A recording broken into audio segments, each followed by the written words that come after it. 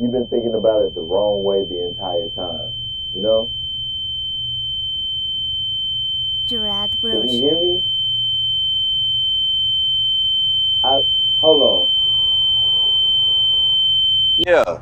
Can you hear me now? Okay, cool. You've been thinking about it the wrong way the entire time. You had it right, but it just didn't connect. Let me explain. What if everything you were taught about the beginning of America was curated, polished, and fictionalized? We all heard the stories about the Pilgrims. The Pilgrims were fleeing religious persecution, boarding ships, risking everything for freedom, landing on Plymouth Rock, and breaking bread with Native Americans. Sounds noble, heroic almost. Too perfect. But history isn't written to always tell the truth. Sometimes it's written to tell a useful story. Let's pull at the thread for a second. In the 17th century, England prisons were overcrowded, both real and exaggerated. And what did empires do with surplus populations? They exported them. England had already begun sending prisoners to colonies. Later, this would become standard practice in places like Australia. But what if early America was a part of the same practice, just packaged different? Not prisoners, same people, different narratives.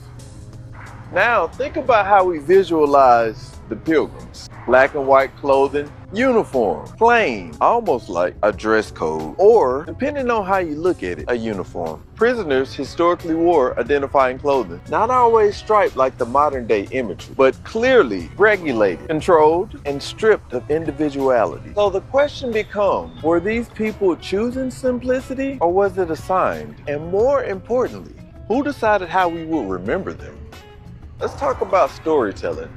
Not history, but narrative construction.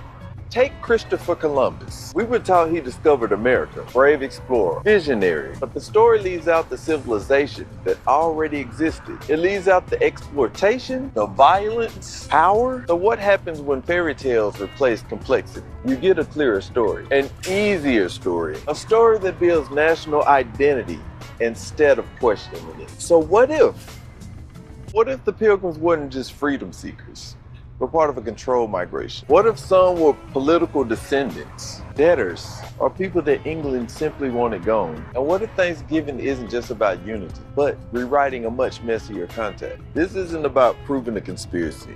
It's about understanding patterns. Now, the real question isn't, were the Pilgrims prisoners?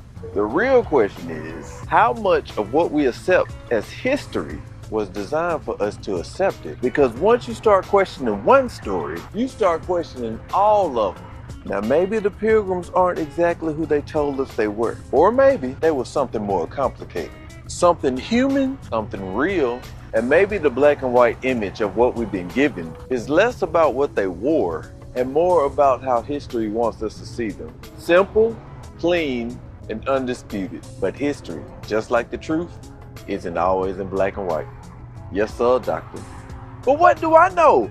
My name's JERRODBROSEAN. I ain't always right, but I love you, and ain't nothing you can do about that. I'm just saying. I don't know. I'm not a conspiracy theory, but you figure it out. Don't forget to take your Adderall. Thug Life.